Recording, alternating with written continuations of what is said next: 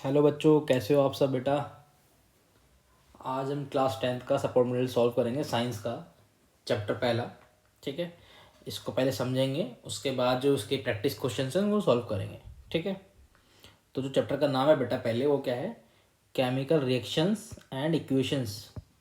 तो इसमें हम जानेंगे केमिकल रिएक्शंस के बारे में, और जो केमिकल रिएक्शन जितनी भी होती हैं उनकी इक्वेशंस के बारे में, कि केमिकल रिएक्शंस क्या होती हैं, कितने प्रकार की होती हैं, और जो केमिकल इक्वेशन है वो क्या होता है बेटा, सिंबल क्या होते हैं उनके, उनकी फिजिकल स्टेट क्या होती है, ये सब हम जानेंगे हम इस चैप्टर के अंदर। ठीक है, तो जैसा कि बेटा देख सकते हो आप, the process in which new substance with new property, the process in which new substance with new property are formed, one or more substances is called chemical reactions।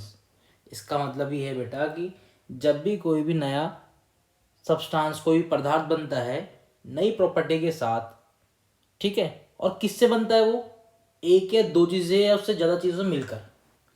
मैंने क्या कहा बेटा कि जब भी कोई पदार्थ, कोई भी सब्सटेंस बनता है नई प्रॉपर्टियों के साथ, ठीक है, उसकी जो प्रॉपर्टीज होती है, जो गुण होते हैं वो नए नए होते हैं, अलग होते हैं, बिल्कुल विभिन्न होते हैं। और किससे मिलके बनते हैं वो, एक या दो से अधिक चीज़ों से मिलके वो बनता है। ठीक है, तो उस चीज़ को हमने क्या बोल दिया है, केमिकल रिएक्शन। हिंदी में इसको कहते हैं हम रासायनिक अभिक्रिया। ठीक है, अब इसके अंदर बेटा जो substance which take part in chemical reactions are called reactants. Reactions के अंदर जितने भी सब्सटेंस, जितनी भी चीज़ें बेटा पार्टिसिपेट करती हैं, भाग लेती हैं, उन्हें हम क्या बोलते हैं, रिएक्टेंट्स बोलते हैं। क्लियर है बात यहाँ तक। And the substance which are form in chemical reaction is called products. और जो बेटा केमिकल रिएक्शन के अंदर चीज़ें, जो सब्सटेंस बनते हैं, जो हमें चीज़ मिलती है बेटा, जो पदार्थ मिलते हैं हमें, उन्हें क्या कहते हैं, हम प्रोडक्ट्स कहते हैं। हिंदी में इसको कहते हैं बेटा हम उत्पाद। ध्यान रहेगा। जैसे एग्जाम्पल के तौर पे क्या हो गया, digestion of food, respiration, rusting of iron, burning of magnesium ribbon, formation of curd. जैसे बेटा फूड का डाइजेशन भी क्या है, एक प्रकार का केमिकल रिएक्शन है। जो हम सांस लेते हैं बेटा, रेस्पिरेशन, वो भी क्या है, जो रेस्पिरेशन प्रोसेस है वो भी क्या है बेटा, एक केमिकल रिएक्शन का एक एग्जाम्पल है। रस्टिंग ऑफ आयरन, आपने देखा होगा कि लोहे पे क्या लगती है बेटा, जंग लगती है, वो भी क्या है, केमिकल रिएक्शन है। बर्निंग ऑफ मैग्नीशियम रिबन, तो बेटा जब मैग्नीशियम रिबन को जलाते हैं हम, मैग्नीशियम एक मेटल होता है, उसका रिबन बना होता है, अगर हम उसको बर्न करते हैं तो वो भी क्या है बेटा, एक केमिकल रिएक्शन है। और आपने देखा होगा कि जब भी फॉर्मेशन ऑफ कर्ड होता है, कर्ड मतलब जो दही होता है, दूध से जो दही बनता है वो भी क्या है बेटा, एक प्रकार का केमिकल रिएक्शन है, रासायनिक अभिक्रिया है। ध्यान रहेगा। देखते हैं कि केमिकल रिएक्शंस के अंदर किन किन चीज़ों का इन्वॉल्वमेंट होता है, यानी कौन कौन सी चीज़ ऐसी बेटा उसके अंदर इन्वॉल्व होती है, या जिससे हम उसको देख के बता सकते हैं कि इसके अंदर ये बदलाव हुआ है, ये चेंजेस हुए हैं, ये हमने उसके अंदर ऑब्जर्वेशन देखी किसी भी केमिकल रिएक्शन के अंदर। तो जो सबसे पहला होता है वो क्या होता है बेटा, चेंज इन स्टेट का होता है। यानी जब भी कोई भी केमिकल रिएक्शन होती है तो उसमें क्या होता है, उसकी फिजिकल स्टेट चेंज होती है। जैसे कभी भी कोई सब्सटेंस अगर सॉलिड है तो उसकी फॉर्मेशन भाई किस में हो जाएगी, लिक्विड में हो जाएगी, लिक्विड है किस में हो जाएगा, गैस में हो जाएगा। तो भाई उसकी जो फिजिकल स्टेट होती है, उसकी जो फिजिकल स्टेट होती है किसी भी सब्सटेंस की, वो क्या हो जाती है, चेंज हो जाती है, बदल जाती है। क्या हो जाती है, चेंज हो जाती है। ठीक है, तो जब भी कोई भी केमिकल रिएक्शन होगी तो सबसे पहला क्या, उसकी जो स्टेट होती है, जो उसकी अवस्था है, उसमें भी हमें परिवर्तन देखने के लिए मिलता है। ठीक है, अब सेकंड नंबर की बात करते हैं किसकी, कलर की। तो जब भी कोई भी केमिकल रिएक्शन या रासायनिक अभिक्रिया हो रही होगी तो उसके दौरान हमें उसमें रंग में परिवर्तन, यानी उसका कलर चेंज भी होते हुए दिख सकता है। ठीक है, जैसे आपने देखा होगा कि जो कॉपर सल्फेट होता है उसका कलर कैसा होता है, ब्लू होता है। बट जैसे ही उसमें हम क्या डालते हैं, एक आयरन नेल डालते हैं, जो क्या होता है बेटा, एक फेरस होता है।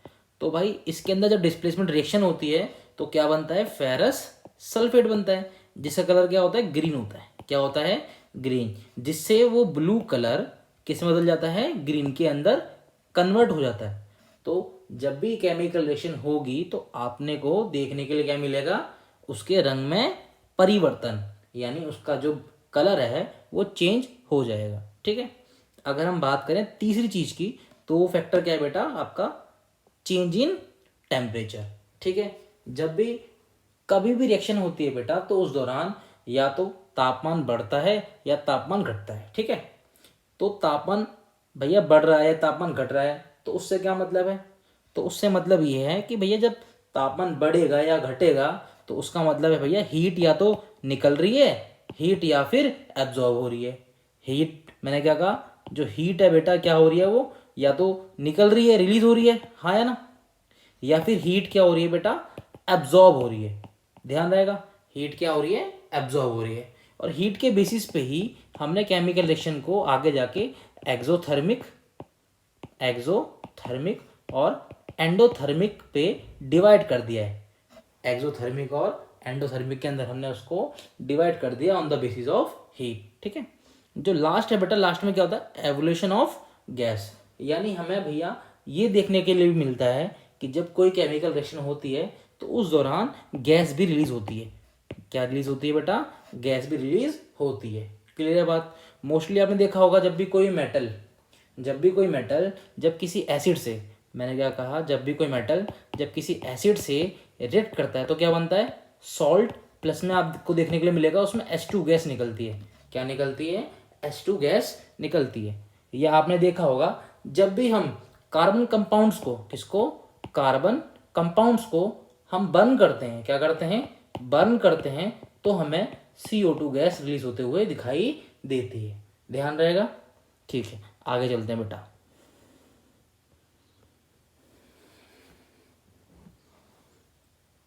अब जो हमारा टॉपिक है वो क्या है, ways of representing a chemical reaction, यानी जो केमिकल रिएक्शन है उसको दिखाने का तरीका। ठीक है, कि हम किसी भी केमिकल रिएक्शन को किस तरह दिखाएं, मतलब किस तरह उसको रिप्रेजेंट करते हैं, किस तरह उसको दिखाते हैं। ठीक है।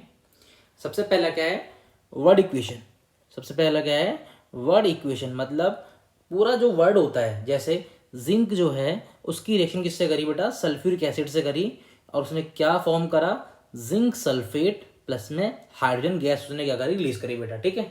इसको हमने उसके शब्दों में लिखा, हमने उसके वर्डों में लिखा, क्या, कि जिंक जिंक जब सल्फ्यूरिक एसिड से, किससे, सल्फ्यूरिक एसिड से अभिक्रिया करता है, रिएक्ट करता है, तो क्या बनाएगा, जिंक सल्फेट बनाएगा, प्लस में हाइड्रोजन गैस को रिलीज करेगा। क्लियर बात।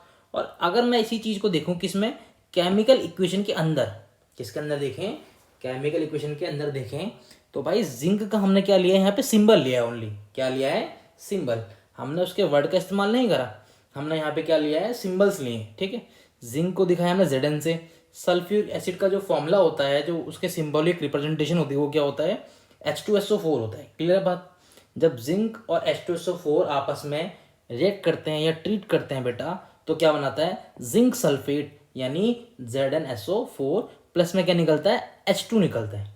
H2 मतलब यहाँ पे है हाइड्रोजन गैस से। क्लियर है बात। ये हमारे एज अ प्रोडक्ट निकलते हैं। ध्यान रहेगा, नहीं रहेगा। ठीक है, आगे चलते हैं बेटा।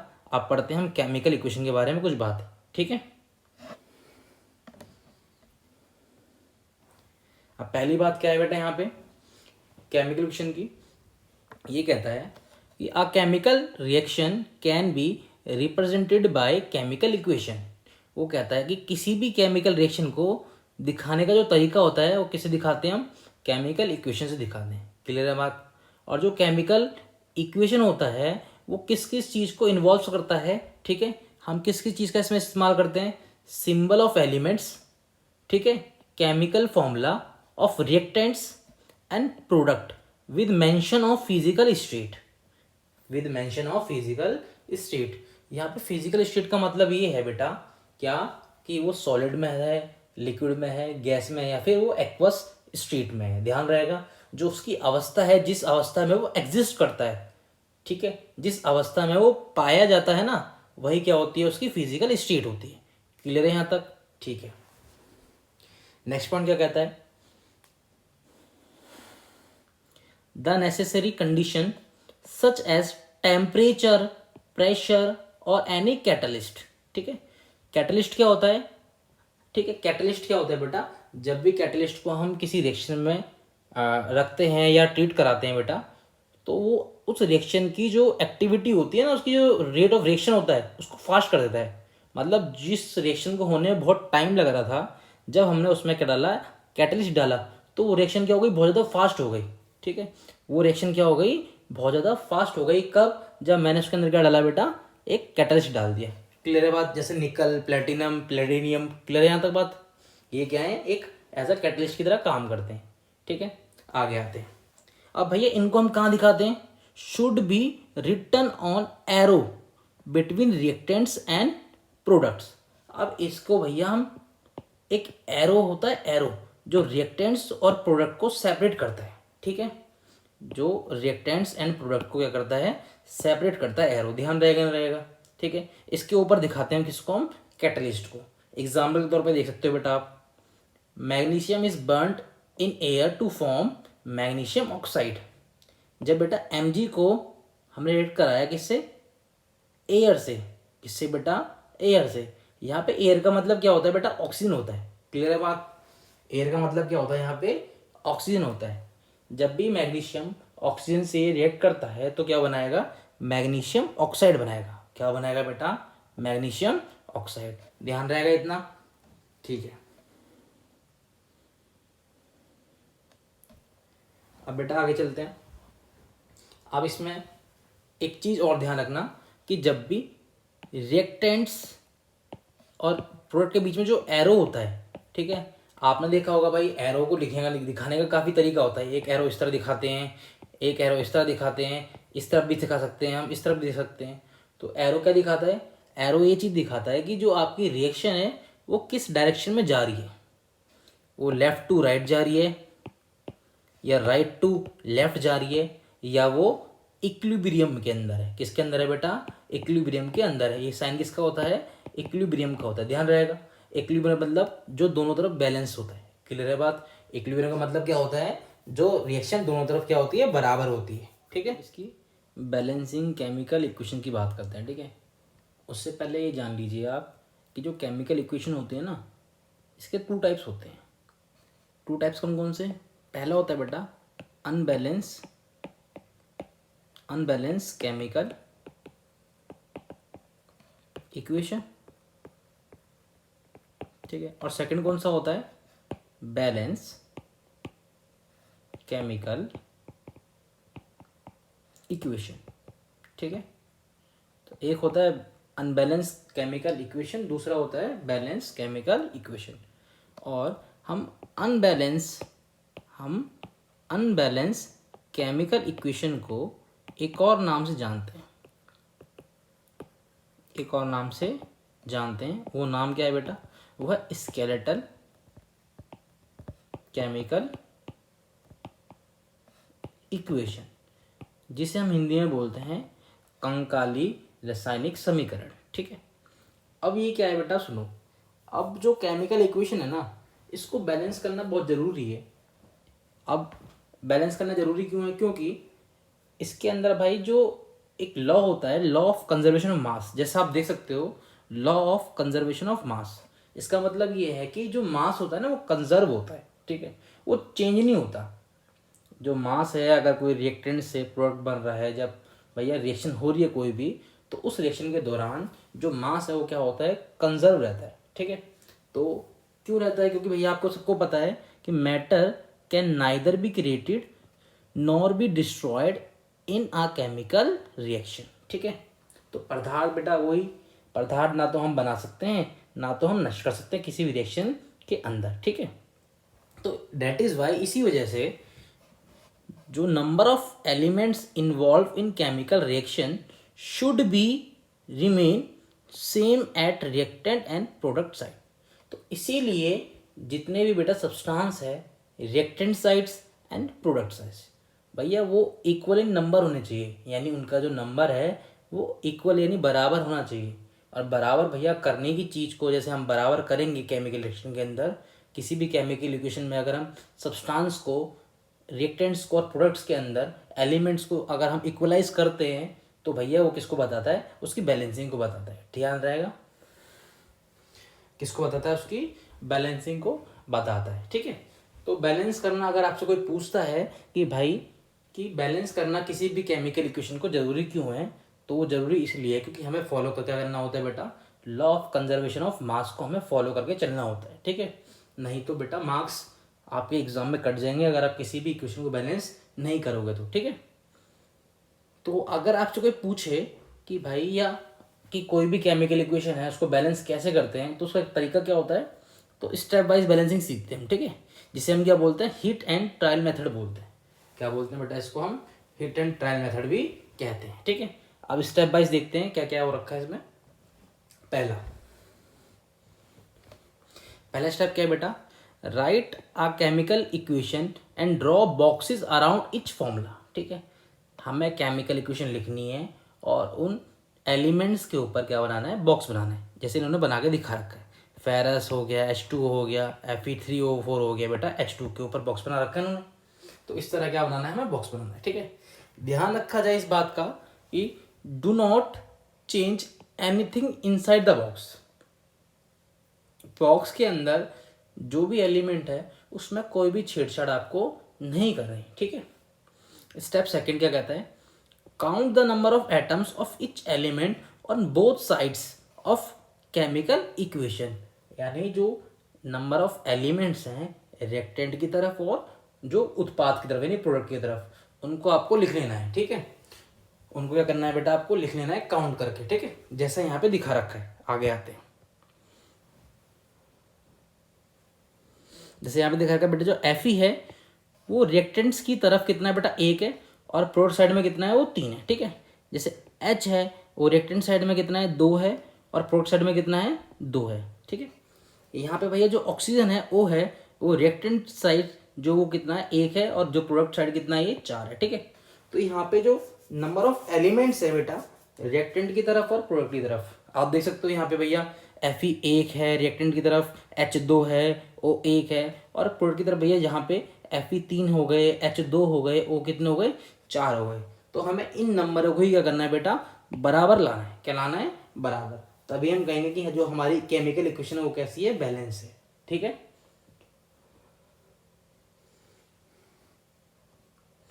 स्टेप 3 क्या है, स्टेप 3 कहता है भाई, equalise the number of atoms of elements which has maximum number by putting in front of it. आप ये देखो कि भाई दोनों की तरफ कौन सा एलिमेंट है जो मैक्सिमम नंबर में है। ठीक है, तो भैया यहाँ अगर हम ऑक्सीजन को देखें तो रिएक्टेंट की तरफ ये कितना है भैया, 1 है, और प्रोडक्ट साइड में कितना है, ये मैक्सिमम 4 है कि नहीं। तो सबसे पहले किसको बैलेंस करो, आप ऑक्सीजन करो। तो यही अगर हम देखें कि प्रोडक्ट की तरफ कितना है भाई, 4 है, और रिएक्टेंट की तरफ कितना है, 1 है। ठीक है, आप देख सकते हो रिएक्शन के अंदर ये कितना है, ओ कितना है बेटा, यहाँ पे सिंगल है अभी। ठीक है, ऊपर वाले रिएक्शन में देखो ओ यहाँ पे कितना है, अभी सिंगल है, और ओ यहाँ पे कितना है बेटा, 4 है। ठीक है, तो हम क्या करेंगे, इस वाली साइड पे रिएक्टेंट साइड पे हम इसको 4 से मल्टीप्लाई कर देंगे। क्या कर देंगे, 4 से मल्टीप्लाई कर देंगे, जैसे आप देख सकते हो। तो हमने क्या कर दिया, 4 से मल्टीप्लाई कर दिया। ठीक है, जैसे ही हमने 4 से मल्टीप्लाई करा तो आप देखो जो हमारा ओ है वो कितना है, 4 है, इस साइड पे कितना है, 4 है। ठीक है, और अब स्टेप नंबर 4 क्या कहता है, try to equalise all the atoms of elements on reactant and product side by adding coefficient in front of it. वो कहता है कि अब जो बाकी बचे हुए एलिमेंट है ना, उनको आप भैया बैलेंस करने की कोशिश करिए। ठीक है, जैसे यहाँ पे ओ कितना है, 4 है बेटा, यहाँ पे ओ कितना है, 4 है, यानी रिएक्टेंट जो प्रोडक्ट साइड में दोनों तरफ क्या है, ओ बराबर मात्रा में आ गया है, इक्वल नंबर में आ गया है। ठीक है, अब बाकी आप ट्राई करो बाकी करने के लिए। अब देखो ध्यान से, अगर मैं कहूँ प्रोडक्ट की तरफ तो यहाँ पे H कितने हैं, 2 हैं कि नहीं है, और यहाँ पे कितने हो गए भाई H, 4 दूनी 8। यहाँ भैया रिएक्टेंट की तरफ कितने हो गए, 8 हो गए। तो हम क्या करेंगे, इस तरफ 4 से मल्टीप्लाई कर देंगे, हम प्रोडक्ट की तरफ क्या कर देंगे, H2 को 4 से मल्टीप्लाई कर देंगे, जैसे आप देख सकते हो यहाँ पे कर रखा है। क्लियर है यहाँ तक बात, ठीक है। अब देखो कि जो Fe है वो आपका प्रोडक्ट की तरफ कितना है, 3 है कि नहीं है, और भैया रिएक्टेंट साइड कितने, सिर्फ और सिर्फ सिंगल है, वो 1 ही है। तो हम क्या करेंगे, रिएक्टेंट की तरफ जो आपका एफ ई एस ओ किससे मल्टीप्लाई करेंगे, 3 से करेंगे। तो जब हमने 3 से मल्टीप्लाई करा तो आप देख सकते हो कि भाई एफ ई रिएक्टेंट साइड 3 हो गया, एफ ई रिएक्टेंट साइड कितना हो गया, सॉरी प्रोडक्ट साइड कितना हो गया बेटा, 3 हो गया। तो एफ ई वाले तो बराबर हो गए। अब एच देखो बेटा, रिएक्टेंट की तरफ कितना है, 8 है, और प्रोडक्ट की तरफ देखो 4 दूनी 8, यहाँ पे भी कितना हो गया, पूरा 8 हो गया। तो ये भी क्या हो गया, बैलेंस हो गया। अब देखो अब ओ को, ओ भैया पी की तरफ यानी प्रोडक्ट की तरफ कितना 4 है, और आर की तरफ यानी रिएक्टेंट की तरफ कितना, ये 4 है, यानी हमारा ओ भी बैलेंस हो गया, एच भी बैलेंस हो गया, और एफ भी बैलेंस हो गया। तो इसी तरह से हम क्या करते हैं, सारी रिएक्शन को बैलेंस करते हैं, ध्यान रहेगा, ठीक है। और बैलेंसिंग के बाद जब आप रिएक्शन को बैलेंस कर लो तो उसके बाद हमें क्या दिखाना है, उसका फिजिकल स्टेट दिखा रहा है। जैसे जो एफ है बेटा, जो फेरस है वो किस स्टेट में रहता है, सॉलिड में रहता है। जो वाटर है बेटा, आप देख सकते हो वाटर जो रिलीज होगा, वाटर जो रिलीज होगा वो किस फॉर्म में होगा बेटा, वो होगा लिक्विड फॉर्म में। किस फॉर्म में होगा, लिक्विड स्टेट के अंदर होगा, ध्यान रहेगा। जो FeSO4 है, ठीक है, सॉरी Fe3O4 है जो है, ठीक है, क्या है बेटा, Fe3O4 जो है वो किस स्टेट में पाया जाएगा, सॉलिड स्टेट के अंदर पाया जाएगा। और जो यहाँ पे H2 है बेटा, जो आपका हाइड्रोजन है वो किस फॉर्म में पाया जाएगा, गैस की फॉर्म में पाया जाएगा, ध्यान रहेगा। ठीक है बेटा, आगे पढ़ते हैं। स्टेप नंबर 6 क्या कहता है, ये right necessary conditions of temperature, pressure और कैटलिस्ट ऑन एरो अबव और बिलो। वो कह रहा है कि जो यह एरो दिखा रखा है ना आपने, एरो, इस एरो के ऊपर आप कैटलिस्ट को दिखा लो, क्या दिखा लो, कैटलिस्ट को दिखा लो, या टेम्परेचर को, या उसके प्रेशर को। ये जितनी भी चीज़ें मेंशन होती हैं ना कंडीशन वाली, ये हम एरो की या तो ऊपर दिखाते हैं, या एरो की हम कहाँ दिखाते हैं, नीचे दिखाते हैं, ध्यान रहेगा बच्चा, ठीक है। हम पढ़ते हैं बेटा आगे, टाइप ऑफ केमिकल रिएक्शंस, ठीक है। टाइप ऑफ केमिकल रिएक्शंस के अंदर जो सबसे पहली जो हमारी रिएक्शन है वो क्या होती है, कॉम्बिनेशन रिएक्शन होती है, ठीक है। कॉम्बिनेशन रिएक्शन को हम हिंदी में बोलते हैं संयोजन अभिक्रिया। इसके अंदर क्या होता है, the reaction in which two or more reactants combine to form a single product. यानी इसके अंदर बेटा दो से ज़्यादा कितने भी आप सब्सटेंस को आप क्या करते हो, रिएक्ट कराते हो एज अ रिएक्टेंट, और वो आपको क्या देता है, ओनली सिंगल प्रोडक्ट देता है। क्या देता है, ओनली सिंगल प्रोडक्ट। तो भाई ऐसी रिएक्शंस को हम किस में रखते हैं, किस कैटेगराइज में रखते हैं बेटा, हम इसे कहते हैं हम संयोजन अभिक्रिया, यानी कॉम्बिनेशन रिएक्शन, ठीक है। एग्जाम्पल आप दे सकते हो, क्या क्या दे रखे, पहला क्या है, बर्निंग ऑफ कोल, यानी भाई जब हम कोयले को जलाते हैं तो वो रिएक्शन भी क्या है, एक कॉम्बिनेशन रिएक्शन है। कैसे, देखो ध्यान से, इस रिएक्शन के दौरान क्या होता है बेटा, जो कार्बन होता है उसको बर्न करते हैं in the presence of oxygen. तो जब C+O2 मिलेगा तो क्या छोड़ेगा बेटा, CO2 रिलीज करेगा, ठीक है। जब C+O2 की रिएक्शन होगी तो क्या बनेगा बेटा, CO2 बनेगा, ठीक है, यानी कार्बन डाइऑक्साइड गैस, ठीक है। ये भी क्या है, एक कॉम्बिनेशन रिएक्शन है। दूसरा क्या दे रखा है, फॉर्मेशन ऑफ वाटर, यानी पानी का बनना। जब H2 और O2 आपस में रिएक्ट करते हैं तो क्या बनाएगा बेटा, H2O बनाएगा। क्या बनाएगा, H2O, जो किस फॉर्म में रहेगा, लिक्विड फॉर्म में रहेगा, ठीक है। ये भी क्या है, एक केमिकल रिएक्शन है, कौन सी वाली, कॉम्बिनेशन, ठीक है। तीसरी रखिए बेटा आपको, जब क्विक लाइम को हम पानी में ऐड करते हैं तो क्या बनाता है, वो स्लेट लाइम बनाता है, ठीक है। क्विक लाइम को हम हिंदी में बोलते हैं बिना भुजा हुआ चूना, ठीक है, जिसका फॉर्मूला क्या होता है, कैल्शियम ऑक्साइड होता है, ध्यान रहेगा। जब हम इसको पानी से ऐड कराते हैं, या पानी को भैया इसमें ऐड करते हैं तो क्या बनाएगा, ये स्लेट लाइम बनाएगा। और स्लेट लाइम का मतलब क्या होता है, भुजा हुआ चूना, जिसका फॉर्मूला क्या है, कैल्शियम हाइड्रोक्साइड, ध्यान रहेगा, नहीं रहेगा, ठीक है। आगे चलते हैं बेटा, आगे बेटा बात कर रही है किसकी, एक्सोथर्मिक रिएक्शंस की। किसकी बात कर रखी है, एक्सोथर्मिक रिएक्शंस की बात कर रखी है। अब बात करते हैं ये एक्सोथर्मिक रिएक्शंस होती क्या है, ठीक है। तो मैंने आपको बताया था on the basis of heat, भैया हमने रिएक्शंस को कैटेगराइज कर दिया है किस पे, एंडोथर्मिक और एक्सोथर्मिक पे, ठीक है। तो यहाँ पे हम बात करते हैं किसी एक्सोथर्मिक रिएक्शंस की, ठीक है, पढ़ते हैं इसके बारे में। Reactions in which heat is released along with formation of products, यानी जब भी कोई भी रिएक्शन होगी कोई भी, तो उस रिएक्शन के साथ साथ भैया क्या होगा, जब भी उत्पाद बनेगा यानी प्रोडक्ट बनेगा, तो प्रोडक्ट के साथ साथ उत्पाद साथ साथ क्या निकलेगा, हीट निकलेगा, हीट रिलीज होगी। तो जितनी भी रिएक्शन ऐसी होती हैं जिसमें प्रोडक्ट के साथ साथ क्या निकलती है बेटा, हीट रिलीज होती है, तो उन सारी रिएक्शन को हम क्या बोलते हैं, वो क्या है, एक्सोथर्मिक रिएक्शंस हैं। कौन सी रिएक्शन है वो, एक्सोथर्मिक रिएक्शन। एग्जांपल देखो इसके,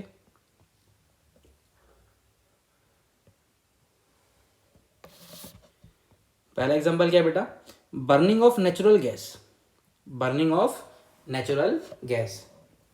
अच्छा, अगर हम नेचुरल की गैस की बात करते हैं बेटा, तो उसका फॉर्मूला क्या होता है, CH4 होता है। क्या होता है, CH4, जिसे हम मीथेन भी बोलते हैं। क्या बोलते हैं, मीथेन। जब बेटा हम मीथेन को क्या करते हैं, बर्न करते हैं, बर्न मतलब ऑक्सीजन से रिएक्ट कराते हैं, तो क्या बनाता है बेटा, वो CO2 गैस बनाता है, H2 रिलीज करता है, और हीट को भी बेटा रिलीज करता है। ध्यान रहेगा। मैंने क्या कहा भाई, जब आपकी जो नेचुरल गैस है, कौन सी गैस है, नेचुरल गैस है बेटा, मीथेन, जब उसको हम बर्न करेंगे, क्या करेंगे, बर्न करेंगे, तो क्या रिलीज करेगा, वो हीट रिलीज करेगा। किस किस के साथ साथ बेटिया, उसके जो प्रोडक्ट बनेंगे ना, जो उसके उत्पाद बनेंगे, उत्पाद मतलब जो CO2 बन रहा है, जो H2O बन रहा है, इस प्रोडक्ट के साथ साथ क्या बनाएगा, वो हीट को भी रिलीज करेगा। ठीक है, किसको रिलीज करेगा, वो हीट को भी रिलीज करेगा। अब इसके अंदर क्या हो रहा है, प्रोडक्ट के साथ साथ क्या निकल रही है, हीट निकल रही है, तो इसी वजह से इसको हमने किस में रखा है, एक्सोथर्मिक रिएक्शन के अंदर कंसिडर करा है। ध्यान रहेगा, ठीक है।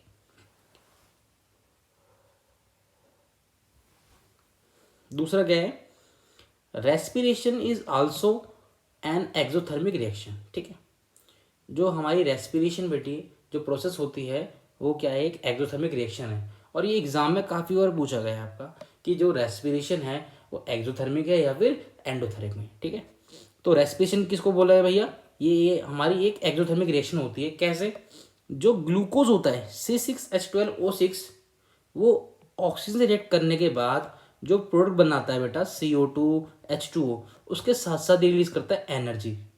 क्या रिलीज करता है बेटा, एनर्जी रिलीज कर रहा है। ध्यान रहेगा, क्या रिलीज करेगा, ये एनर्जी, जिसकी वजह से एनर्जी रिलीज होने की वजह से, एनर्जी रिलीज होने की वजह से इसे हमने क्या कंसिडर करा है, ये एक एक्सोथर्मिक रिएक्शन है। कौन सी रिएक्शन है, ये एक्सोथर्मिक रिएक्शन है। और इस क्वेश्चन को बेटा, इस रीजन को आप ध्यान में रखते हुए बेटा जाना और नोट कर लेना किसी कॉपी में। ये हर बारी एग्जाम के अंदर, प्री बोर्ड के अंदर, मिड टर्म के अंदर, और बेटा आपके फाइनल टर्म के अंदर, रीजन के अंदर भी पूछा गया। ठीक है,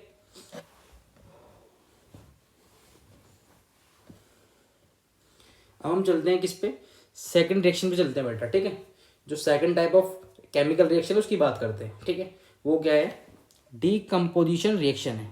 क्या बोलते हैं इसको हम, डीकम्पोजिशन रिएक्शन कहते हैं। हिंदी में इसको हम वियोजन अभिक्रिया भी बोलते हैं। इसके काफ़ी नाम है, हम इसको वियोजन अभिक्रिया बोलते हैं, अपघटन बोलते हैं। ठीक है, इसमें क्या होता है बेटा, the reaction in which a compound splits, splits मतलब होता है टूटना, स्प्लिट्स मतलब क्या होता है, टूटना, into two or more simple substances is called decomposition reaction. जैसे भैया ए जो है, एक सिंगल आपका रिएक्टेंट था, वो टूटा किसमें, B+C के अंदर। ठीक है, तो आप देखो ध्यान से, इसके अंदर जो एक सिंगल आपका सब्सटेंस यानी रिएक्टेंट है, वो टूट रहा है दो या दो से ज्यादा प्रोडक्ट के अंदर यानी उत्पाद के अंदर। ठीक है, तो ऐसी रिएक्शंस को, जिस रिएक्शंस के अंदर एक सिंगल रिएक्टेंट ब्रेक होता है, स्प्लिट होता है दो या दो से ज्यादा पदार्थों के अंदर और उत्पाद बनाता है बेटा। ठीक है, तो इन सभी रिएक्शन को, इन सभी अभिक्रियाओं को हम बोलते हैं कौन सी अभिक्रिया, वियोजन अभिक्रिया यानी डीकम्पोजिशन रिएक्शन। ध्यान रहेगा, ठीक है। अब भाई डीकम्पोजिशन रिएक्शन का जो टाइप्स है, जो उसके प्रकार है, वो एग्जाम में बहुत बारी पूछते हैं, एग्जाम में हर बारी पूछते हैं। जैसे पहला क्या है बेटा, इसके 3 टाइप होते हैं मेनली, जिसमें पहला क्या है, थर्मल डीकम्पोजिशन रिएक्शन। ठीक है, जहां पे थर्मल मतलब क्या होता है, हीट, थर्मल मतलब क्या होता है बेटा, हीट होता है। ठीक है, when decomposition is carried out by heating, इसका मतलब क्या है, इसका मतलब ये है कि भाई जब डीकम्पोजिशन रिएक्शन होती है यानी वियोजन अभिक्रिया हो रही है, तो किसकी वजह से हो रही है, किसके थ्रू हो रही है, वो हो रही है हीट की वजह से, ऊष्मा की वजह से हो रही है। किसकी वजह से हो रही है, ऊष्मा की वजह से हो रही है। जैसे आप देख सकते हो बेटा, जो फेरस सल्फेट है, क्या है, जो फेरस सल्फेट है उसको जब हम हीट करते हैं, क्या करते हैं, हीट करते हैं या उसको हीट हम देते हैं तो टूटता है किसमें, फेरिक ऑक्साइड के अंदर टूटता है, यानी Fe2O3 में टूटता है। प्लस में रिलीज करता है SO2, प्लस में रिलीज करता है भैया SO3 गैस। ध्यान रहेगा जब भी हम फेरस सल्फेट को हीट करेंगे तो वो फेरिक ऑक्साइड बनाएगा, प्लस में SO2 और SO3 यानी सल्फर डाइऑक्साइड और सल्फर ट्राइऑक्साइड गैस को रिलीज करता है। ध्यान रहेगा जो कि रिस्पॉन्सिबल है एसिड रेन के लिए। किसके लिए, एसिड रेन के लिए, जो आप आगे पढ़ोगे जाके, ठीक है। और भाई आप इतना ध्यान रखना कि जो फेरस सल्फेट होता है ना वो भैया ग्रीन इन कलर होता है। क्या होता है, ग्रीन इन कलर। ये ध्यान रखना भाई, कलर वगैरह का चक्कर बहुत इंपॉर्टेंट है, इनको अपने दिमाग में बिठा लेना, इनको नोट कर लेना, ठीक है। और जो फेरिक ऑक्साइड होता है इसका कलर क्या होता है, रेड ब्राउन कलर। क्या होता है, रेड ब्राउन कलर होता है। ध्यान रहेगा भाई, फेरिक ऑक्साइड का कलर कैसा होता है, रेड ब्राउन कलर, ठीक है। अब दूसरा एग्जांपल देखते हैं हम, वो है लाइम स्टोन का। दूसरा एग्जांपल किसका है बेटा, वो है लाइम स्टोन का, ठीक है। लाइम स्टोन को हिंदी में हम बोलते हैं चूना पत्थर। क्या कहते हैं इसको, हम चूना पत्थर कहते हैं। जब भी हम चूना पत्थर को बेटा हीट करते हैं, उसको उष्मा देते हैं तो टूटता किसके अंदर है बेटा, वो क्विक लाइम के अंदर टूटता है। किसके अंदर टूटता है, वो क्विक लाइम के अंदर ब्रेक होता है, ठीक है। जो लाइम बेटा, लाइम स्टोन है, इसका फॉर्मूला क्या होता है, कैल्शियम कार्बोनेट होता है। और जो क्विक लाइम में जब टूटता है बेटा, क्विक लाइम का फॉर्मूला क्या होता है, कैल्शियम ऑक्साइड, और प्लस में छोड़ता है बेटा, रिलीज करता है CO2 गैस, यानी कार्बन डाइऑक्साइड गैस। ध्यान रहेगा यहां तक, ठीक है।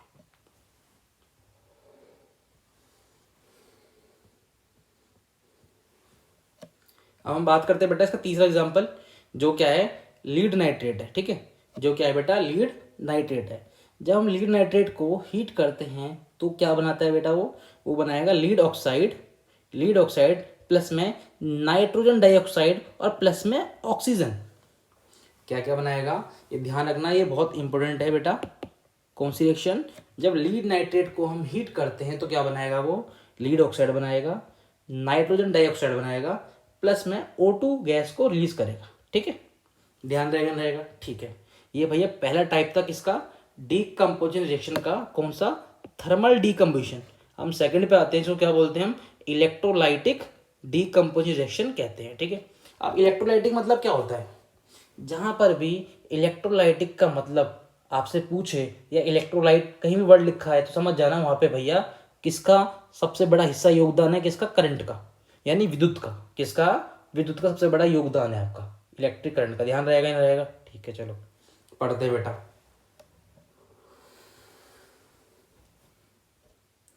When decomposition is carried out by passing electricity, भैया जब हम इलेक्ट्रिसिटी को पास करते हैं तो उसके द्वारा जो डीकम्पोजिशन यानी वियोजन होता है, जो ब्रेकडाउन होता है भैया किसका, उस रिएक्टेंट का, तो उस रिएक्शन को हम क्या बोलते हैं, इलेक्ट्रोलाइटिक डीकम्पोजिशन रिएक्शन। जैसे सबसे बड़ी एग्जांपल देखा किसका बेटा, इसमें H2O का, पानी का, ठीक है। ये देख सकते हो बेटा, एक बीकर है, ठीक है। इस बीकर के अंदर भाई इन्होंने पानी भर रखा है, ठीक है। और यहाँ पे आपको रिएक्शन दिखा रखी है कि H2O में जब हम इलेक्ट्रिक करंट को पास करते हैं तो टूटता किसके अंदर है बेटा, H2 और O2 के अंदर। किसके अंदर टूटता है, H2 और O2 के अंदर ये ब्रेक डाउन हो जाता है। अब जैसे कुछ समझे बेटा डायग्राम को, तो बेटा इस डायग्राम के अंदर बेटा एक बीकर सा दे रखा है। इस बीकर के अंदर बेटा ये क्या है, आपकी दो ट्यूब लगा रखी हैं, ठीक है, जिन्हें हम टेस्ट ट्यूब बोल देते हैं। पानी भर रखा है बेटा, ठीक है। और यहाँ पे इसके अंदर लगा रखी है ग्रेफाइट रोड। क्या लगा रखी है, ग्रेफाइट रोड। अच्छा, अगर आपसे कोई पूछे कि इसके अंदर हमने ग्रेफाइट रोड क्यों लगाई है, तो ध्यान रखना, जो ग्रेफाइट होती है, जो ग्रेफाइट होती है वो क्या होती है बेटा, गुड कंडक्टर होती है। क्या होती है, गुड कंडक्टर ऑफ इलेक्ट्रिसिटी होती है, ठीक है। गुड कंडक्टर का मतलब ये होता है कि वो अच्छी चालक है, उसके अंदर अच्छी तरह से प्रवाह हो जाएगा किसका, इलेक्ट्रिक करंट का, ठीक है। और यहाँ पे हमने क्या लगा दिया बेटा, रबर स्टॉपर लगा दिया। ये क्या है, हमारा रबर स्टॉपर है, ठीक है। और ये भैया कैथोड है और ये क्या है मेरा एनोड। अब एनोड कैथोड का मामला बहुत क्या होता है बेटा, बच्चे बहुत ज़्यादा कंफ्यूज होते हैं किसमें, एनोड और कैथोड में। क्लियर है बात, तो ध्यान रखना, एनोड जो होता है वो प्लस वाला टर्मिनल होता है और कैथोड किसका होता है, नेगेटिव वाला टर्मिनल होता है। मैंने क्या कहा आपसे, जो प्लस वाला टर्मिनल है उसको हमने क्या बोल दिया बेटा, एनोड बोल दिया, और जो नेगेटिव वाला है उसको मैंने कैथोड बोल दिया। ध्यान रहेगा, ठीक है। और यहाँ पे हमने लगा दिया बेटा एक स्विच। क्या लगा दिया हमने? एक स्विच लगा दिया, ठीक है। और यहाँ पे हमने 6 वोल्ट की बैटरी क्या कर दी, उसमें जोड़ दी, ठीक है। अच्छा, अब आप देख सकते हो क्या कि इस टेस्ट ट्यूब के अंदर, इस टेस्ट ट्यूब के अंदर क्या हो रहा है बेटा, यहाँ पे आपको अंदर बबल्स दिख रहे हैं। क्या दिख रहे हैं? बबल्स। बबल्स का मतलब ये है कि इनके अंदर गैसों की फॉर्मेशन हो रही है। क्या हो रही है बेटा? गैसों की फॉर्मेशन हो रही है। ध्यान रहेगा, ठीक है। अब भाई पेपर में ये पूछेगा आपसे कि जो एनोड है, जो एनोड है और जो कैथोड है, जो एनोड है और जो कैथोड है, तो एनोड पे कौन सी गैस और कैथोड पे कौन सी गैस आके रिलीज होगी, ठीक है। तो बेटा मुझे एक बात बताओ, अगर मैं H2O को तोड़ता हूं तो अगर आप इसके आयंस देखोगे, क्या देखोगे? इसके आयंस देखोगे, तो आपको दिमाग में होना चाहिए कि जो O होता है ना जो बेटा ऑक्सीजन, उसके ऊपर नेगेटिव चार्ज होता है, ठीक है। और जो H होता है उसके ऊपर क्या होता है? पॉजिटिव चार्ज होता है। ध्यान रहेगा। मैंने क्या कहा आपसे बेटा? जो O होता है उसके ऊपर होता है नेगेटिव चार्ज और जो H होता है उसके ऊपर होता है पॉजिटिव चार्ज। तो जो चार्ज होते हैं, चार्ज बेटा, चार्ज में बेटा एक अच्छी बात ये होती है कि वो जो अपोजिट होते हैं ना, तो एक दूसरे को अट्रैक्ट करते हैं। और जब जब सेम चार्ज होता है बेटा, तो क्या करते हैं? एक दूसरे को रिपेल करते हैं, लाइक चुंबक की तरह, मैग्नेट की तरह। अगर सेम पोल मिलते हैं तो क्या करते हैं? रिपेल करते हैं। अपोजिट मिलते हैं तो क्या करते हैं बेटा? अट्रैक्ट करते हैं। तो यहाँ पे आप देख सकते हो कि एनोड पे चार्ज क्या होता है? प्लस का होता है। किसका होता है? प्लस का होता है। तो प्लस वाले की तरफ कौन जाएगा? माइनस वाला। और माइनस किस पे होता है बेटा? ओ पे होता है। किस पे होता है? ओ पे। तो देख सकते हो बेटा कि इस एनोड पे कौन सी गैस निकल रही है? ऑक्सीजन निकल रही है। कौन सी निकल रही है? ऑक्सीजन, O2 निकल रही है। ध्यान रहेगा, ठीक है। चलो अब देखो आप बेटा इसके अंदर दूसरे वाले केस में कैथोड पे, किस पे देखोगे? कैथोड पे। कैथोड पे चार्ज कैसा होता है बेटा? नेगेटिव का होता है। अब मैंने आपसे कहा भैया H पे कौन सा चार्ज होता है? H पे कौन सा? प्लस का होता है कि नहीं होता? और कैथोड पे माइनस का होता है। तो प्लस वाला कहाँ जाएगा बेटा? माइनस की तरफ जाएगा। तो इसी वजह से यहाँ पे बेटा हाइड्रोजन, यहाँ पे इसी वजह से बेटा हाइड्रोजन गैस किस पर रिलीज हो रही है? वो कैथोड की तरफ हो रही है। किस तरफ हो रही है? कैथोड की तरफ आपकी H2 गैस रिलीज हो रही है। ध्यान रहेगा। और यहाँ पे हमने कौन सा मग लिया है बेटा? ये प्लास्टिक का मग लिया है। ये जो हमने बेटा जो भी आपने बीकर लिया था, बीकर कैसा है? वो प्लास्टिक मग है। बीकर कैसा है बेटा? वो प्लास्टिक मग है। ध्यान रहेगा। प्लास्टिक मग हमने क्यों लिया? क्योंकि बेटा ये इंसुलेटर होता है। ये क्या होता है हमारा? इंसुलेटर होता है। इंसुलेटर मतलब जिसमें करंट आगे फ्लो नहीं होता, उन्हें हम क्या बोलते हैं? कुचालक बोलते हैं और इंसुलेटर कहते हैं। ध्यान रहेगा, ठीक है। नेक्स्ट टाइप पे चलते हैं। वो क्या है बेटा? हमारा फोटोलाइटिक डीकम्पोजिशन रिएक्शन, ठीक है।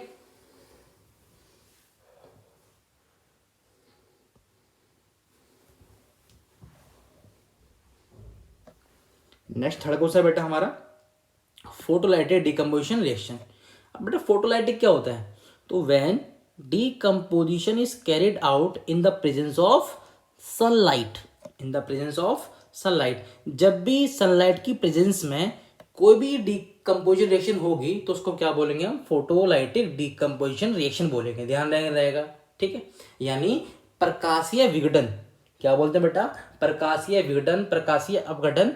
कौन सी अभिक्रिया बेटा? रासायनिक अभिक्रिया। ध्यान रहेगा, ठीक है। चलो जैसे एग्जांपल देखो, यहाँ पे सिल्वर क्लोराइड है और सिल्वर ब्रोमाइड है। जब सिल्वर क्लोराइड को बेटा हम सनलाइट में क्या करते हैं बेटा? एक्सपोज करते हैं। ध्यान रहेगा। यानी अगर मैंने सिल्वर क्लोराइड को छोड़ दिया ऐसे ही रखा हुआ, तो उस पर भैया जब सूरज की रोशनी पड़ेगी या प्रकाश पड़ेगा, सनलाइट पड़ेगी बेटा, तो क्या होगा? उसमें रिएक्शन होगी, उसका ब्रेकडाउन होगा। किस किस में भैया? सिल्वर हो जाएगा अलग, सिल्वर हो जाएगा अलग और क्लोरीन हो जाएगा अलग। यानी सिल्वर हो गया अलग बेटा और क्लोरीन हो गई बेटा गैस अलग। तो क्लोरीन गैस बाहर रिलीज हो जाएगी। ध्यान रहेगा। सिमिलरी कंडीशन किसके होता है बेटा? सिल्वर ब्रोमाइड के अंदर होता है। Similarly case, same to same डिक्टो प्रोसेस किसके अंदर है? रिएक्शन किसके अंदर होगी? सिल्वर ब्रोमाइड के अंदर होगी। इसके अंदर भी क्या होगा भाई? जब ये सिल्वर ब्रोमाइड सनलाइट की प्रेजेंस में आएगा तो क्या होगा? सिल्वर हो जाएगा अलग और ब्रोमाइड हो जाएगा अलग। ध्यान रहेगा, ठीक है। अब बात करते हैं भाई, जो सिल्वर क्लोराइड है ना, वो टर्न्स ग्रे हो जाएगा। कैसा हो जाएगा? Grey on exposure to sunlight. ध्यान रहेगा। चाहे सिल्वर क्लोराइड हो चाहे सिल्वर ब्रोमाइड हो, अगर दोनों को भैया हम एक्सपोज करेंगे भैया प्रेजेंस में सनलाइट की में, तो उसका कलर कैसा हो जाएगा? ग्रे हो जाएगा। कैसा हो जाएगा? ग्रे। और ध्यान रखना, ये दोनों की दोनों रिएक्शंस, ये दोनों की दोनों रिएक्शंस कहाँ यूज होती हैं? ब्लैक एंड व्हाइट फोटोग्राफी में यूज होती है। कहाँ होती हैं भाई? ब्लैक एंड वाइट फोटोग्राफी में यूज होती हैं। और इसके बेसिस का क्वेश्चन डायरेक्ट आपसे रेयर चांस होंगे तो पूछेगा। क्लियर है बात? इसके क्वेश्चन आपसे घुमा फिरा के पूछेगा। आपसे कैसे पूछेगा? बोलेगा भैया एक एक्स कोई भी कंपाउंड है, अगर मैं इसको सनलाइट में रखता हूँ या सनलाइट पड़ता है तो बेटा ये कोई कंपाउंड बनाता है, ग्रे कंपाउंड बनाता है, ग्रे एलिमेंट बनाता है या कुछ भी बनाता है बेटा। और वो यूज कहाँ होता है? ब्लैक एंड व्हाइट फोटोग्राफी में ये रिएक्शन यूज होती है। तो बताओ कंपाउंड कौन सा होगा? इस तरह के क्वेश्चन आपको एक्टिविटी के थ्रू या फंसा के वो बेटा कैसे भी क्वेश्चन पूछेगा आपसे। ध्यान रहेगा, आपको बिल्कुल सतर्क रहना है और अच्छे से कॉन्सेप्ट से क्लियर होके इनको दिमाग में बिठाना है और नोट करना है और आगे बहुत समझदारी से इन क्वेश्चनों को सॉल्व करना है आगे जब आएंगे। ठीक है, आगे चलते हैं। अब बात करते हैं एंडोथर्मिक रिएक्शंस की बात करते हैं। ठीक है, अब एंडोथर्मिक रिएक्शन क्या होती हैं?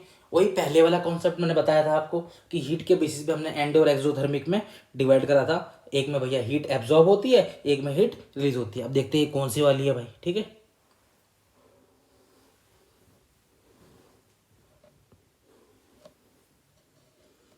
The reaction which requires energy, जिसको एनर्जी की जरूरत है, in the form of heat. और एनर्जी किस फॉर्म में भैया? हीट की फॉर्म में। लाइट और electricity to break reactants are called endothermic reaction. भाई एनर्जी की जरूरत है, चाहे वो हीट की फॉर्म में हो, लाइट की फॉर्म में हो, इलेक्ट्रिसिटी की फॉर्म में हो। और किस लिए जरूरत है? कि भैया वो ब्रेक कर सके। क्या कर सके? ब्रेक मतलब स्प्लिट कर सके, तोड़ सके। किसको? रिएक्टेंट्स को। किसको तोड़ सके? वो रिएक्टेंट्स को तोड़ सके। किस में भैया? प्रोडक्ट में। उसको एक या दो से ज्यादा चीजों में वो तोड़ सके। ठीक है, अगर कोई भी एक आपका कंपाउंड है उसको आप एनर्जी की मदद से दो या दो से ज्यादा चीजों में स्प्लिट कर रहे हो तो वही तो क्या बताता है आपका? डीकम्पोजिशन बताता है कि नहीं बताता? ठीक है, चलो उसी को बोलते हैं वियोजन अभिक्रिया। ठीक है, तो भाई ऐसी रिएक्शंस जिसमें एनर्जी रिक्वायर्ड है किसी चीज को ब्रेक करने के लिए, ठीक है, रिएक्टेंट को ब्रेक करने के लिए, तो सारी की सारी रिएक्शन किसके अंदर आएंगी बेटा? एंडोथर्मिक रिएक्शन के अंदर आ जाती हैं। इसको बेटा हिंदी में हम बोलते हैं उष्माशोषी अभिक्रिया। क्या बोलते हैं इसको? उष्माशोषी अभिक्रिया, जिसमें उष्मा की जरूरत होती है, उष्मा का एब्जॉर्प्शन होता है। ध्यान रहेगा। ठीक है, चलो अब भैया हम नेक्स्ट टाइप की बात करते हैं। वो क्या है? Displacement reaction. अब डिस्प्लेसमेंट रिएक्शन एक बार आप थोड़ा सा पढ़ के देखो इसको, इसके अंदर क्या लिखा है, जिससे आपको समझ में आ जाए। ठीक है,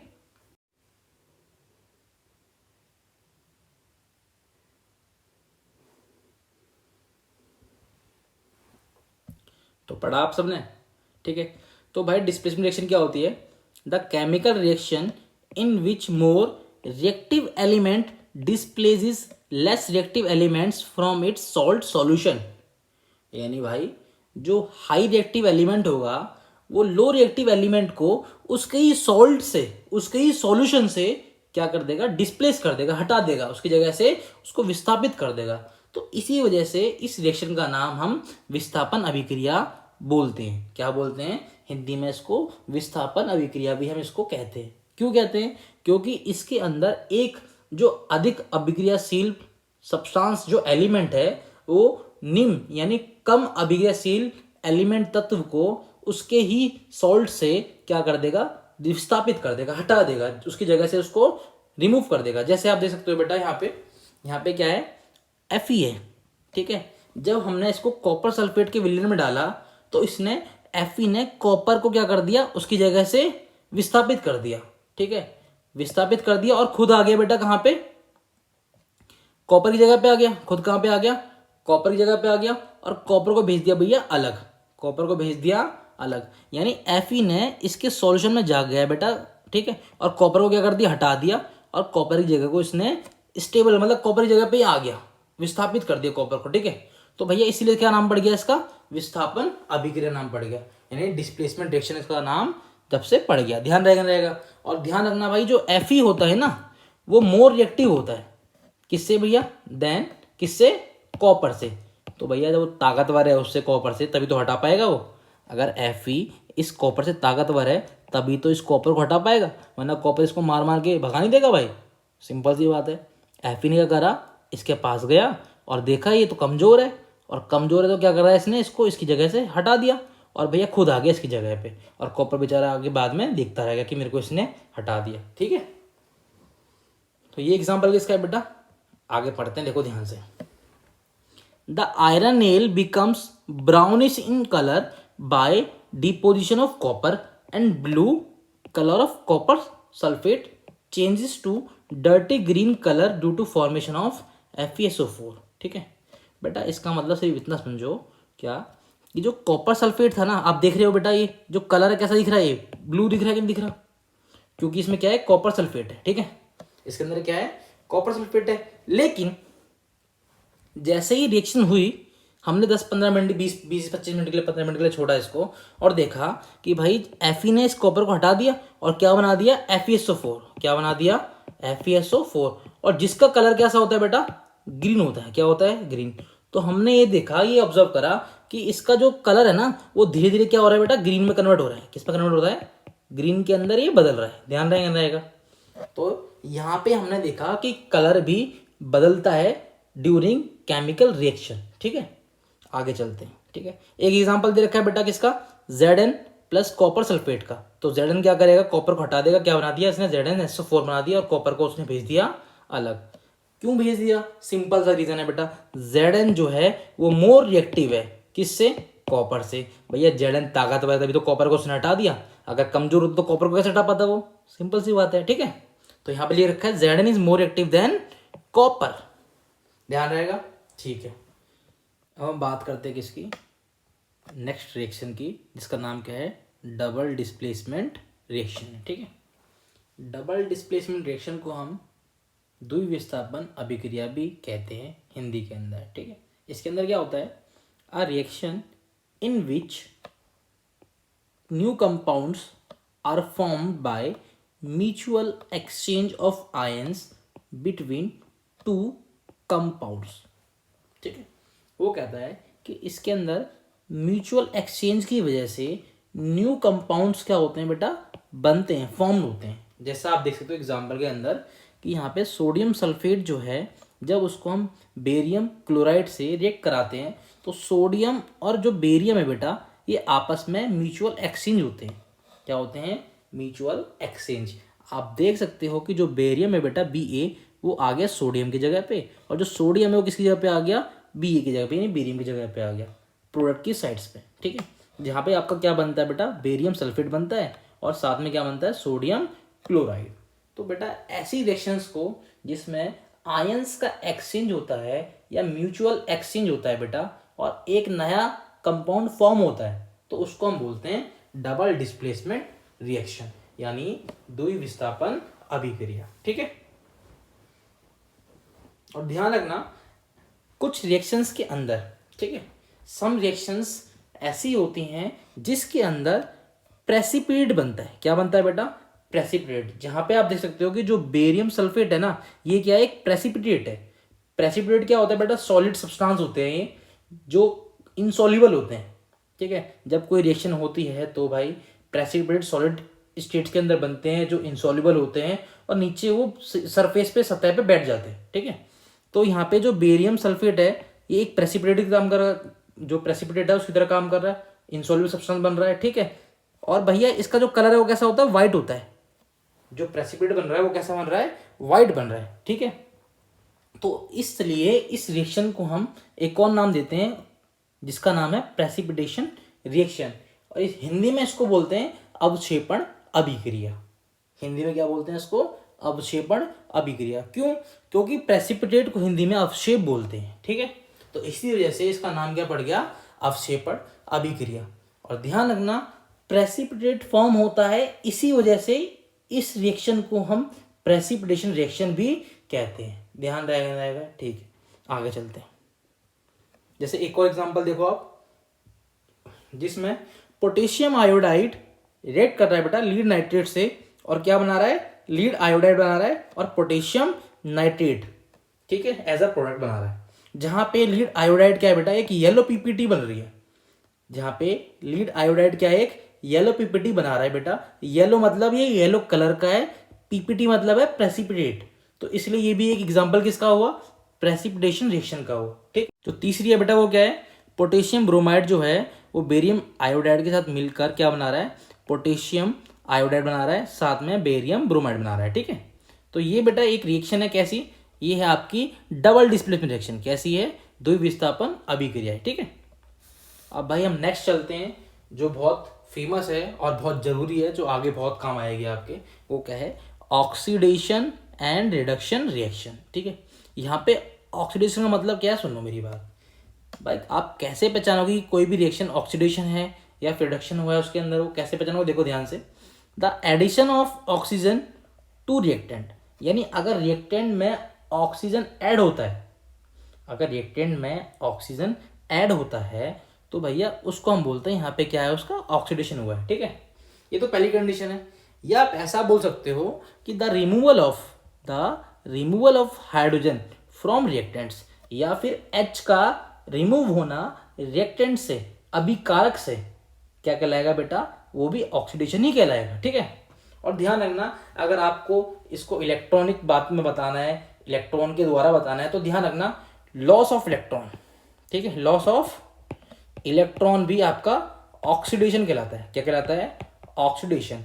अगर इलेक्ट्रॉन का ये लॉस करते हैं बेटा तो क्या कहलाएगा, ये ऑक्सीडेशन कहलाएगा। ध्यान रहेगा, जैसे आप देखो यहाँ पे कॉपर है, आप देखोगे रिएक्टेंट साइड में कॉपर है, और इसने O2 से क्या करा, रिएक्ट करा, और क्या बना यहाँ पे, कॉपर ऑक्साइड। पहले कॉपर यहाँ पे सिंगल था, यहाँ पे क्या आ गया बेटा, इसके साथ ऑक्सीजन ऐड हो गया, तो इसको बोलेंगे हम ऑक्सीडेशन रिएक्शन। क्या बोलेंगे इसको, ऑक्सीडेशन रिएक्शन कहेंगे, ठीक है। नेक्स्ट देखो फटाफट, जैसे मैं बता रखा है बेटा, क्या यहाँ पे कॉपर ऑक्साइड है और यहाँ पे क्या है, H2 है। अब यहाँ पे हमने देखा जो H2 यहाँ पे सिंगल था, यहाँ पे जब हमने देखा तो यहाँ पे क्या हुआ, H2 के साथ क्या हुआ भैया, O ऐड हो गया। यानी यहाँ पे भैया O आपका क्या हुआ, ऐड हुआ कि नहीं हुआ। जब O ऐड हो गया तो इसीलिए ये मेरी कौन सी रिएक्शन है, ऑक्सीडेशन है। कौन सी है, ऑक्सीडेशन। ध्यान रहेगा, ठीक है। आगे चलते हैं, अब बात करते हैं रिडक्शन का। तो भाई रिडक्शन कुछ नहीं है, इस ऑक्सीडेशन का जस्ट पूरा अपोजिट है। ऑक्सीडेशन का पूरा जस्ट अपोजिट है क्या, आपका रिडक्शन।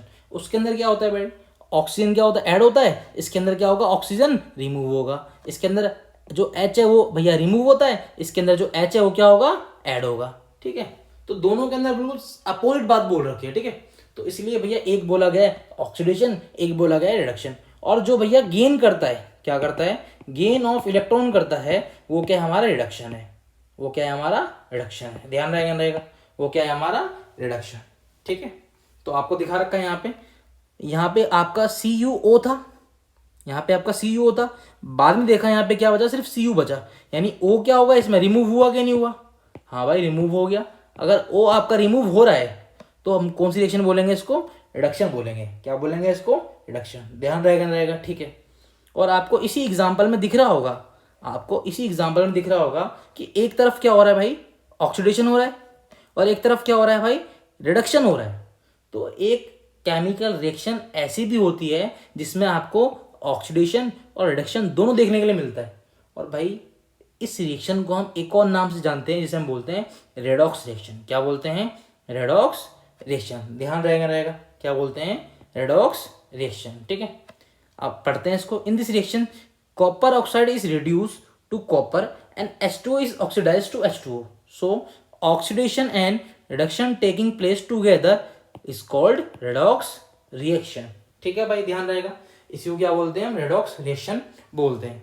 इसमें मैं आपको एक और बात बता देता हूं कि इसमें भाई ऑक्सीडाइजिंग एजेंट और रिड्यूसिंग एजेंट, ये दो वर्ड बहुत आते हैं। इसमें मैं बता दूं आपको भाई, ऑक्सीडाइजिंग एजेंट और रिड्यूसिंग एजेंट का जानना बहुत जरूरी है, ठीक है। ये हर बारी आपसे कोई पूछ सकता है, पेपर में पूछ सकता है, टीचर पूछ सकता है, स्कूल के अंदर मैम पूछ सकते हैं बेटा। तो ध्यान रखना, ऑक्सीडाइजिंग एजेंट का मतलब होता है जो दूसरों का क्या कराता है, ऑक्सीडाइज कराता है, और खुद का कराता है रिड्यूस, ठीक है। और रिड्यूसिंग एजेंट का मतलब क्या होता है, जो दूसरों को रिड्यूस करे और खुद का क्या करे बेटा, ऑक्सीडाइज करे। यानी सिंपल भाषा में कहें, अगर मैं ऑक्सीडाइजिंग एजेंट की तरह काम करूंगा तो मैं दूसरों का कराऊंगा ऑक्सीडेशन और अपना कराऊंगा रिडक्शन। और अगर मैं एज अ रिड्यूसिंग एजेंट की तरह काम करूं तो मैं दूसरों का क्या कराऊंगा बेटा, रिडक्शन, और अपना करूंगा ऑक्सीडेशन, ठीक है। तो बेटा ये होता है आपका रिड्यूसिंग एजेंट और ऑक्सीडाइजिंग एजेंट। बाकी टेंशन नहीं लेना बेटा, आगे पढ़ेंगे इसके बारे में, ठीक है। अब भाई हम जो देखते हैं इफेक्ट अपनी डेली लाइफ के अंदर किस किस का, ऑक्सीडेशन का, वो पढ़ते हैं, ठीक है। पहला क्या है, कोर्जोन है, पहला क्या है भैया, कोरोजन है, इसको हम हिंदी में क्या बोलते हैं, संक्षारण बोलते हैं, ठीक है। दूसरा क्या है, रेंसिडिटी। दूसरा क्या है, रेंसिडिटी, जिसको हम हिंदी में क्या बोलते हैं, विकृत गंधिता बोलते हैं, ठीक है। पढ़ते हैं इसके बारे में आगे। पहले बात करते हैं किसी कोरोजन की। When a metal is exposed to moisture, air, acid, etc. for some time, a layer of hydrated oxide is formed which weakens the metals, hence metal is said to be corroded, ठीक है। कुछ नहीं कह रहा है बेटा, यहाँ पे जो हाइड्रेटेड मतलब है ना वो पानी का है, यानी H2O का बोल रहा है, ठीक है। अब मेरी बात सिंपल सुनो आप। वो कह रहा है जब भी आप किसी मेटल को, मेटल मतलब आप आयरन समझ लो, लोहा, ठीक है। जब भी आप किसी मेटल को मॉइस्चर में छोड़ते हो, किस में छोड़ते हो बेटा, मॉइस्चर में छोड़ते हो।